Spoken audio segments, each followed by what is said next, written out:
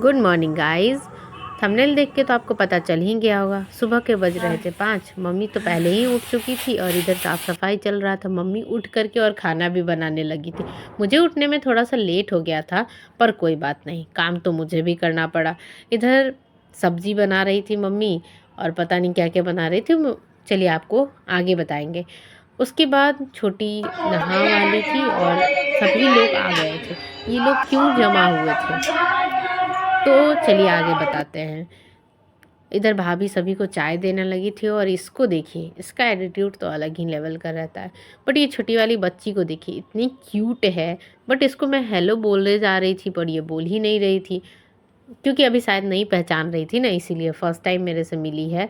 इसकी मम्मी भी बोल रही थी पर ये सुन नहीं रहे थे। और ये हमारी एक भाभी है। और एक बच्चा को चलिए दिखाते हैं, जिसको देखिए चाय दिख गया है और ये चाय और बिस्किट में अपनी ही दुनिया में है। तो चलिए, हमारे घर में सत्यनारायण भगवान की पूजा थी, इसीलिए सभी एकजुट हुए थे।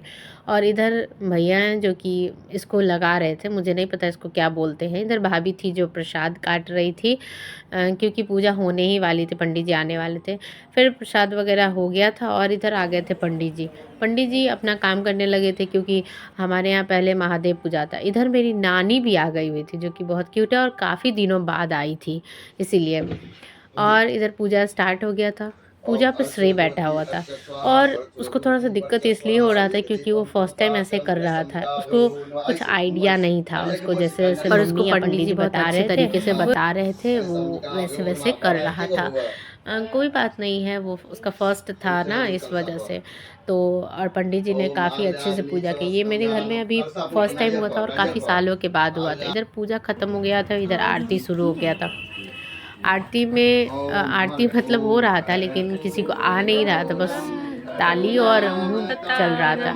तो कोई बात नहीं है, किसी को याद ही नहीं था। फिर पूजा ख़त्म हो गया। ख़त्म होने के बाद जो है वो हम पूजा करने चले गए थे। मीन्स महादेव जी पे जल चढ़ाना था, तो मैं वही करने चली गई थी। फिर एक आंटी थी, उनको भी करना था, तो मैं पूरा ही चढ़ाने वाली थी, लेकिन मम्मी बोली कि उनको भी करना है, तो मैं फिर उनके लिए भी छोड़ दी। उधर जब तक हम पूजा कर रहे थे, पूजा एटलीस्ट मतलब ख़त्म ही हो गया हुआ था। ख़त्म हो गया था तब तक इधर छोटी जो है वो हवन का भी तैयारी करने लगी, तो उससे जल ही नहीं रहा था। फिर भैया आके उसको बताया कैसे, तो फिर ये देखिए जलने लगा था। उसके बाद यही हवन की तैयारी की थी और सबसे पहले जो है यही हवन मतलब की। हवन करने के बाद सभी लोग किए, मम्मी भाभी भैया जो भी थे। उसके बाद सबसे लास्ट में हम चले गए थे हवन करने।